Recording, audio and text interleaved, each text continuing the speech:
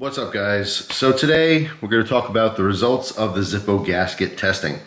So I have both lighters here. All right, you can see this one's with the gasket, this one's without. So the first thing I want to do is take out this gasket and inspect it. All right, because after that 5-minute burn, we had all that extra heat. I want to see if it shrunk or not. Okay, and in addition to this one being in here with the heat and comparing to the original one, I also got a separate gasket that was brand new. I put it in a dish with lighter fluid, okay, with no heat. So this gasket was saturated completely in lighter fluid. I had it in the bag like that. I would keep the bag sealed, then I would open it up once a day to let some fluid out, all the way until, I mean, this was filled probably halfway with fluid. And I kept doing this throughout all the different testing days until eventually all that fluid evaporated. So this gasket in there was definitely exposed completely to fluid. All right, actually, I forgot to put the pad back in here. All right, took that back off here. I want to get these back to how they work, so I'm gonna do some additional testing with one of these lighters. So yeah, I know everyone's very curious as to what happened. We're gonna, of course, go over that in this video. I just wanted to try this first, all right, and compare these. So this is a gasket that was used, all right. This is the original one that shrunk. Let's compare those to each other. And it looks like that did not shrink, which is actually really surprising. Okay, so these were both exposed to the same amount of heat. When this lighter stays lit for a long period of time, the entire body gets really hot too. And we're going to talk about that in a little bit as well, because I saw a lot of comments saying that, you know, it's a completely dumb test. You only light your lighter for a couple seconds, which I believe is untrue. So, yeah, doesn't look like any kind of shrinkage from this one, even though it was exposed to the exact same amount of heat. Now let's take a look at this one, which had no heat, but was constantly in the fluid. So comparing all these together, it looks like 3 different sizes. It does look like the brown one shrunk a little bit from that heat. Perhaps the orange one was exposed to that a little bit longer. All right, so it does, you know, look like the extra heat from the Zippo being lit for an extended period of time, the entire body gets hot, and it did actually just shrink whatever kind of plastic / rubber that these are made from. All right, so they don't do well under heat. So all this testing was to find out whether the gasket actually worked to conserve fuel. And the simple answer is yes. Yes, the gasket worked, okay? I did 4 cycles of testing. Each cycle was between 4 and 5 days. I put 4 grams of lighter fluid in both lighters, put them on the scale. Thanks to your comments, by the way, I was able to use the tare function. Okay, so once I put the weight of the Zippo on there, I can hit the tare button and then go back to 0. That's something I kind of knew about, but totally forgot for this testing. Makes it a lot easier. This way it goes back to 0, so as I'm putting the fluid in, I can see exactly how much I have to put in there, as opposed to doing all the math. But anyway, yeah, so 3 cycles of testing, and in every single cycle, more than 2/3 of the time, when I weighed the Zippos compared to each other, there was more fuel in the Zippo that had the gasket. It was heavier. Okay, therefore it burned less fuel. It was always between 0.01 grams and 0.21 grams. Okay, so it wasn't like a huge significant amount, but it was in fact very consistently conserving fuel. However, this is a big deal that I noticed while doing testing, is that the Zippo that had the gasket had a smaller flame. Okay, I don't know if it has to do with the airflow or whatever, because again, remember, these are brand new Zippos. I didn't change the wicks or anything. I didn't manipulate them, never touched them. But it would always burn consistently with a shorter flame. All right, so I'm gonna insert a picture right now or two, just I snapped along the way of testing.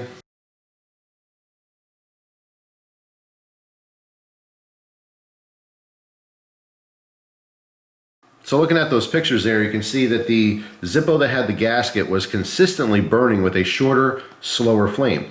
So logic tells me that if there's less of a flame, there's less fuel needed to create that flame. Therefore, that's why it was able to conserve more fuel. Overall, it seems as if when you insert one of these gaskets, you're restricting some kind of airflow that normally a Zippo would have, and it's burning with a smaller flame, therefore conserving fuel. So yes, it does in fact work.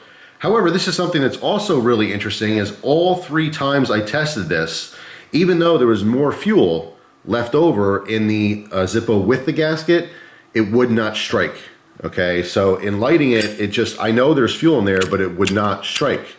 I have no idea why. I don't know if there was some kind of vapor barrier that was created with it, but I would have to take the lighter that did not have the gasket in there, light it, and then use the actual flame to light the one that had the gasket. So it would not light on its own. I would strike it a bunch of times, and the sparks from the flint was not enough to get that lit. I needed an actual flame to light it. So it's kind of weird. So yeah, I mean, technically the gasket does work, but the one without the gasket worked longer. Does that make sense? Yeah, it was burning a little bit more fuel, but I don't think it was a significant amount.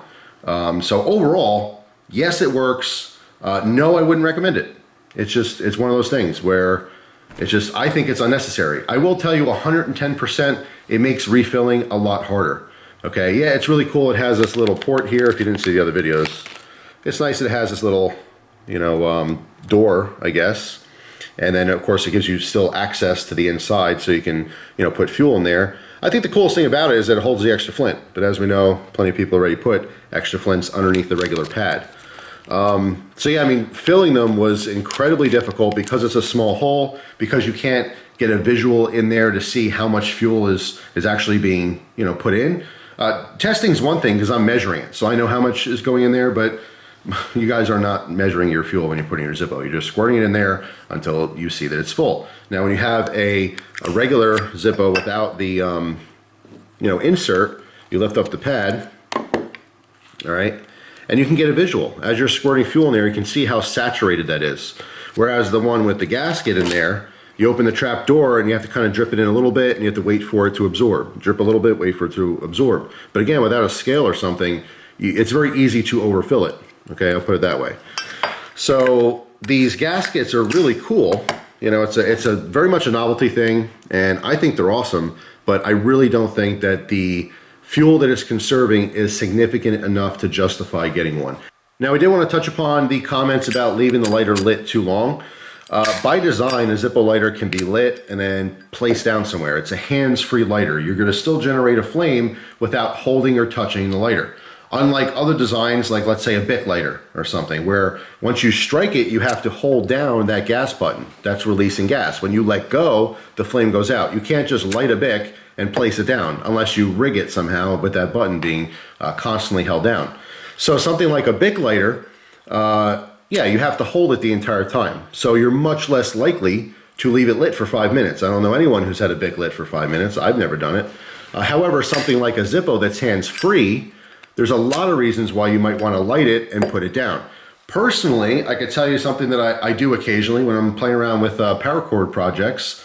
I'll have a Zippo occasionally, sometimes I won't. Sometimes I'll have a butane torch or something. But if I have a Zippo, I've done this before in the past, I would light it, leave it down there, right? When I have to burn the cord ends, I'll keep it lit while I'm doing whatever I'm doing. All right, maybe I'm cutting the other end and I want to burn again. Instead of lighting it, closing it, opening it, lighting it, it's hands-free. So I light it, put it down. Now, when I've done this before, it's only been lit for maybe a minute or two because I don't need it lit that much longer. However, there's other situations where you might have it lit for a very long time. We just had 4th of July. Let's say there's a bunch of kids with sparklers. Someone has a Zippo. They light the Zippo, they put it down so the kids can come over with the open flame and light their sparklers. That would be a very reasonable explanation as to why you'd have a lighter lit for more than a few seconds. Obviously, people use their lighters in all different ways. Yes, it's extremely common to light a cigarette real quick and shut it, or light something else fairly quickly and shut it. So this is an issue that most people will never come into because most people don't just leave it lit, unintended or something. Also, I'll make a note that because the Zippos are metal in construction, the heat transfers very easily, very quickly. If you've known this, if you've done Zippo tricks, that's another reason why you might have a Zippo open and lit for so long. You're doing some kind of Zippo trick. Generally speaking, you're shutting it, but then you're reopening it and lighting it again, okay? So if you've ever done Zippo tricks for an extended period of time, even 5 or 10 minutes, you'll notice that the lighter gets very hot in your hand.